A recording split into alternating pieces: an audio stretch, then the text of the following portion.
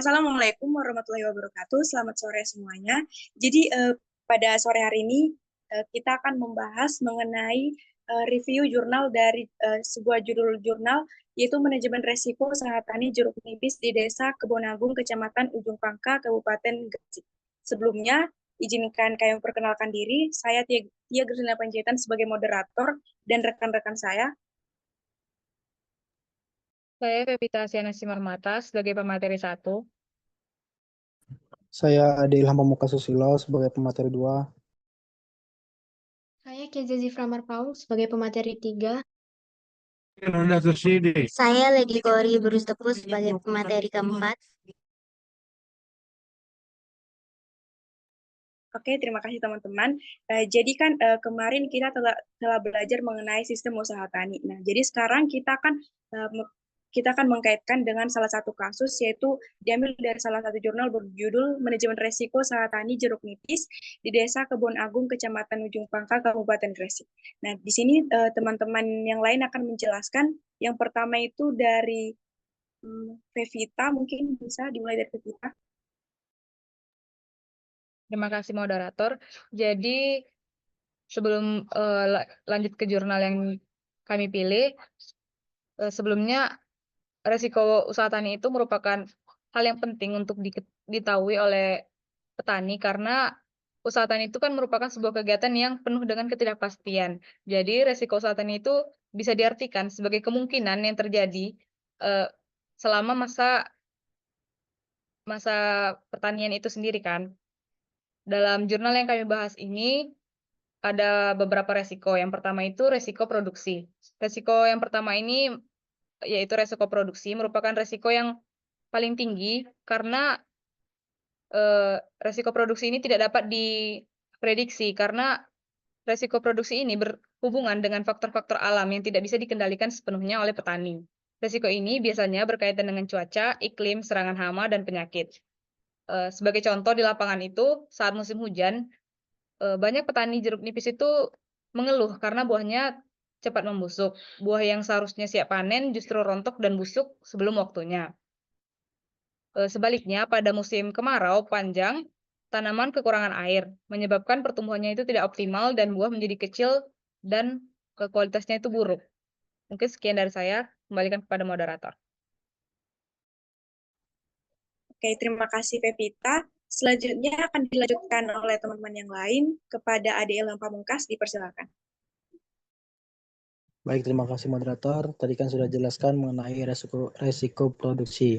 Nah, di sini saya akan melanjutkan mengenai resiko pasar dan fluktuasi harga.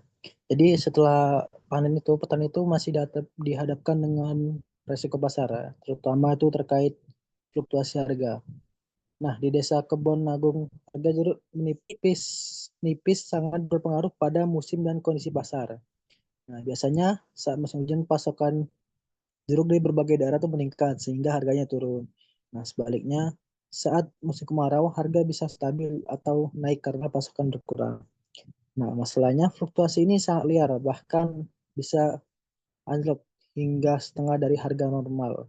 Misalnya itu harga saat musim kemarau bisa 10.000 per kilo, tapi saat musim hujan bisa jatuh sampai 5.000 per kilo.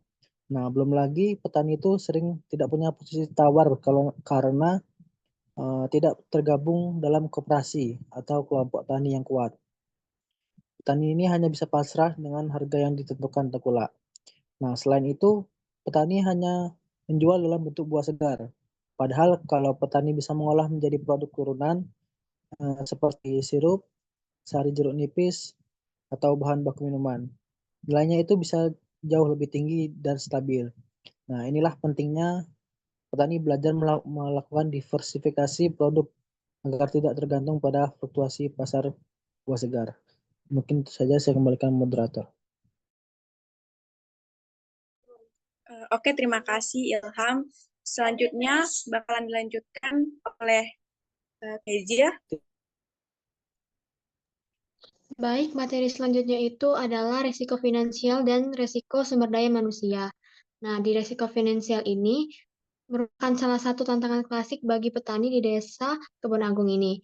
Nah, salah satu tantangannya itu adalah keterbatasan modal yang menjadi kendala utama. karena biaya produksi jeruk nipis itu lumayan besar, mulai dari biaya bibit, pemupukan, pestisida, sampai upah tenaga kerja. Nah, di sisi lain, akses petani terhadap kredit perbankan atau KUR ini itu masih minim karena syarat yang sulit atau ketidaktahuan mereka. Bahkan yang lebih parah, mayoritas petani ini belum terbiasa membuat pencatatan keuangan secara rutin. Banyak dari mereka ini yang masih mengandalkan ingatan ataupun hitungan kasar. Akibatnya, petani sulit mengevaluasi apakah usahanya ini untung atau rugi. Nah, ini menjadi salah satu penyebab petani sulit untuk meningkatkan skala usaha mereka. Nah, dari sisi lain itu ada resiko sumber daya manusia, yang di mana masih banyak sekali petani yang belum menguasai teknologi budidaya yang ramah lingkungan dan efisien. Masih minim pelatihan yang membuat pengetahuan mereka hanya berdasarkan pengalaman turun-temurun. Padahal inovasi seperti penggunaan pestisida nabati, pemupukan berimbang, atau teknik irigasi hemat air itu sangat membantu mereka dalam meningkatkan produktivitas dan meminimalisir biaya. Nah, rendahnya pengetahuan juga meningkatkan risiko kecelakaan kerja seperti keracunan saat penyemprotan pestisida tanpa alat pelindung. Sekian, saya kembalikan kepada moderator. Terima kasih Kezia. Mungkin yang terakhir akan dilanjutkan oleh Levoy. Silakan Levoy.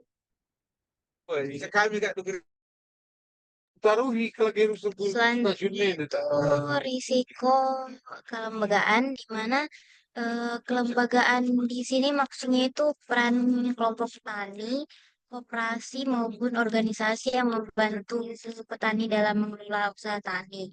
Sayangnya di Desa Kebun Agung ini banyak petani yang belum bergabung dalam kelompok tani aktif.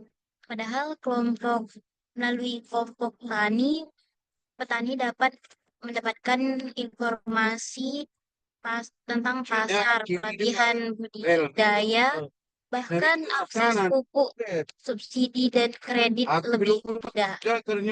Kelembagaan juga berperan penting dalam memperjuangkan harga yang adil melalui sistem pemasaran kolektif. Jika petani menjual sendiri-sendiri, posisi tawarnya lebih lemah. Tapi jika menjual secara kelompok, bisa melakukan kontrak dengan industri pengolahan atau koperasi. Dengan begitu, harga lebih stabil dan risiko pasar lebih bisa ditekan. Terima kasih.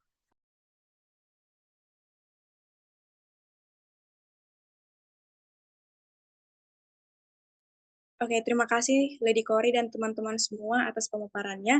Jadi dari hasil diskusi kita pada sore hari ini dapat kita simpulkan bahwa ada begitu banyak risiko yang dimiliki petani jeruk nipis dan juga seperti risiko produk, risiko harga, finansial, bahkan kelembagaan. Tetapi itu kembali lagi pada diri kita bagaimana cara kita untuk mengatasinya dan juga manajemennya. Nah, jadi diperlukan saat ini peran dari penyuluhan pertanian untuk melatih para petani dan juga peran pemerintah dalam mengembangkan segala yang diperlukan oleh petani dan juga begitu juga dengan yang dibutuhkan oleh penyuluh. Mungkin sekian dari diskusi kami pada sore hari ini. Apabila ada salah kata, kami mohon maaf. Kami akhiri. Wassalamualaikum warahmatullahi wabarakatuh. Selamat sore.